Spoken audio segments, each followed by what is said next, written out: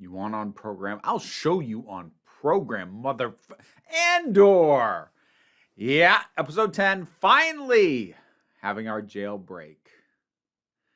Why is this show so good? I mean, I know why it's good in terms of what is in it that is so good, but I'm used to a show starting to let me down by this point, or have an absolute clunker episode somewhere along the way show me its weaknesses, and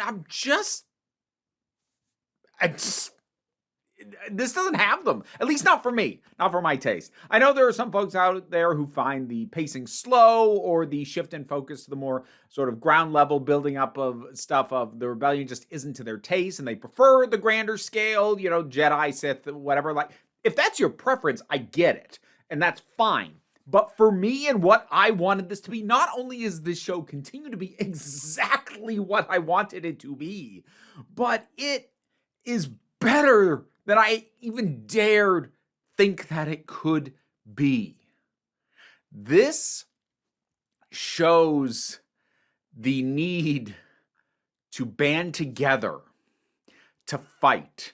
And normally I'd call a little bit cheesy for repeating a line within the same episode, but I'm sorry. I'd rather die trying to beat them than die doing what they want. That's a line worth repeating because it speaks to the core of what is driving, Andor in specific, but these men to do something that gets many of them killed. You can see the sacrifices. You can see that they are not all going to make it. So this isn't some kind of gloss over look, the only way any of us get out is for all of us to fight. But that doesn't mean all of us get out. And a lot of them start dropping, and early on. But you just want to see some of them, any of them, succeed. To know that when they stand up as one, they are stronger than the Empire. And there's another great exchange between Andor and I tried to remember his name, the character's name. I'm sorry, I'm really bad at them, but Andy Serkis's character, where Andor says, they fried an entire floor to cover something up. What does that say to you? And Andy Serkis goes, that looks like power to me. And Andor says, power doesn't panic. And he's right. That is the kind of move that authoritarian fascist people do to make themselves look strong, but it's a panic move because they know they're not. They have to look as strong as possible because if people realize they could actually rise up, they can't stop that. Watching that sink in for Andy Serkis, for so many of the other men on here, this is so rewarding to watch. And to just see them get in to the command center, just start issuing orders. And the instant the commander starts to jerk them around, they shoot one of the only 3 people in that room. Don't. Just don't. You have no power here. Get on program. Oh, it just feels so good watching this. The political layers of this are so well thought out, and they run so deep. It's been a while since I've seen something with all of its ducks in a row to this degree in terms of getting everything lined up, making sure that the themes are consistent when you're pushing on the political aspects of this world. How does any or all of this reflect on the politics of the world we're building? Let's get this as clear as we can and make sure everything is pointing to the same themes. You could call that one note. I call that focused. It knows exactly what it's doing, and everything is here for that purpose. That's not what I want every Star Wars to be. I'm not even sure that's what I want any Star Wars other than this in specific to be. But this is exactly what I wanted this to be. And we've got scenes like with Stellan Skarsgård's character where he makes it absolutely clear the lengths that he will go to in order to accomplish this. And it's thoughts that don't make people comfortable. The idea of what will you sacrifice? And sometimes that sacrifice includes the lives of other people. And he has to do that calculus because that's how bad it's gotten. If you don't stop fascism from getting a foothold and it gets in power and it is in control, this is the degree to which things go. And these are the sacrifices that end up being made. And this is the calculus that ends up having to be run.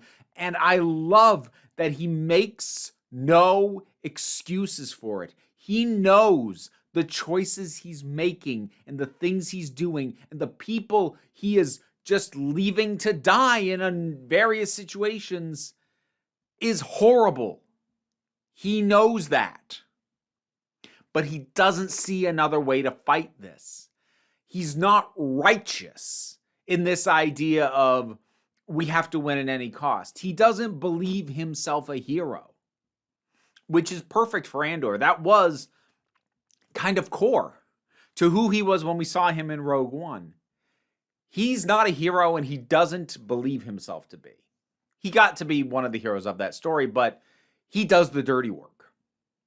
He's not a hero. This guy does the dirty work. He is not a hero, and he knows that, and that's important. Again, the layers and the depth of all the stuff that's here. I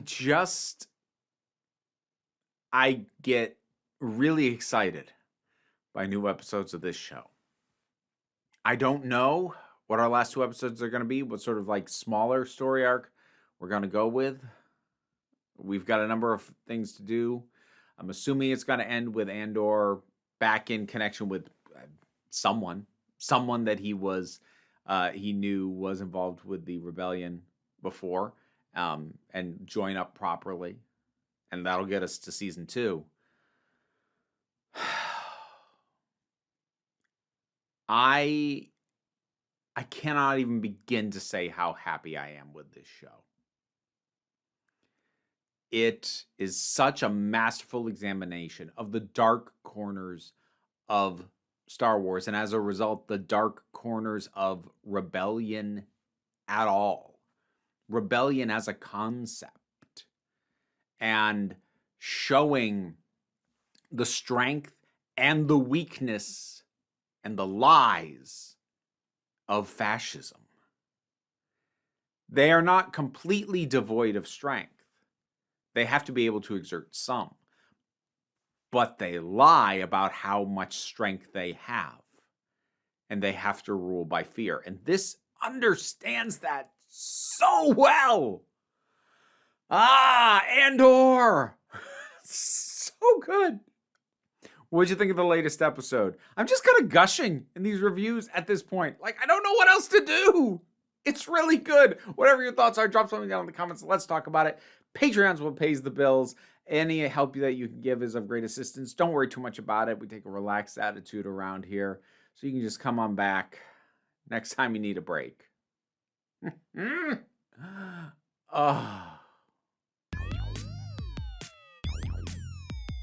End credits, that means I need to shout out my top Patreon supporters. Robin Moore, Zupin Lutfula, Tarak, The Thing That Goes Doink in the Anime, Oliver B., Linda Walters, Emu Delkey, Leotha Boyd, Toy Loli, Becky Sparks, Renabi Likes the Poodle, Zach, Tracy Scrabbit, Angry Casperl, Adam RDL Taylor, Shay Legurle, Brendan LaRose, and TT.